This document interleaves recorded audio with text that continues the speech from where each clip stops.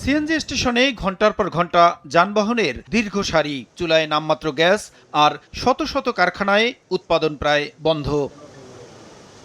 সমুদ্রে ভাসমান একটি এলএনজি টার্মিনালে সম্প্রতি দুর্ঘটনার কারণে জাতীয় গ্রিডে গ্যাস সরবরাহ সাময়িকভাবে বন্ধ থাকায় গত কয়েকদিনে গ্যাস সংকট চরম আকার ধারণ করেছে।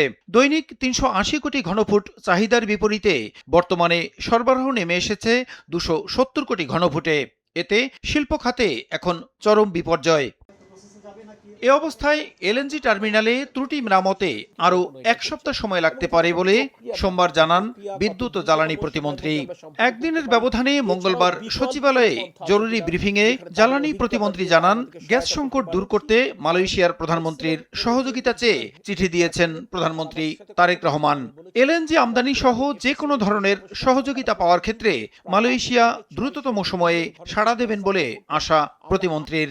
করোনা বা যে কোনো ভাইরাসের এগেইনস্টে ফাইট মানি ব্যাকট্রলের লেফট রাইট। সমস্যার গুরুত্ব অনুভব করে মাননীয় প্রধানমন্ত্রী গতকাল মালয়েশিয়ার প্রধানমন্ত্রী মিস্টার আনোয়ার ইব্রাহিমকে একটি পত্র লেখেন, যেটি আজকে আমাদের মাননীয় শিক্ষা উপদেষ্টা ডক্টর মাহাদি আমিন তিনি মালয়েশিয়াতে হস্তান্তর করেছেন কুয়ালালামপুরে।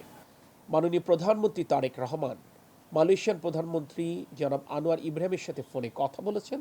বাংলাদেশের এই উদ্ভূত জ্বালানি সংকট মোকাবেলায় তার দেশের সহযোগিতা কামনা করেছেন। এদিন রাজধানীতে আলাদা অনুষ্ঠানে প্রধানমন্ত্রীর অর্থ ও পরিকল্পনা উপদেষ্টা বলেন, বিদ্যুৎ জ্বালানি খাতে বিগত সরকারের ভুলের বোঝা টানতে হচ্ছে এখন। বিদ্যুৎ এবং জ্বালানি গ্যাস সব জায়গায় আমাদেরকে একেবারে মেরে চুষে লুটপাট করে একটা শিরদাঁড়াহীন জাতিতে পরিণত করে পালিয়েছে। গ্যাসের ক্ষেত্রে আপনারা দেখেছেন কোনো অনুসন্ধান করা হয়নি, কোনো উত্তোলনের ব্যবস্থা করা হয়নি, বিদেশ নির্ভর করা হয়েছে।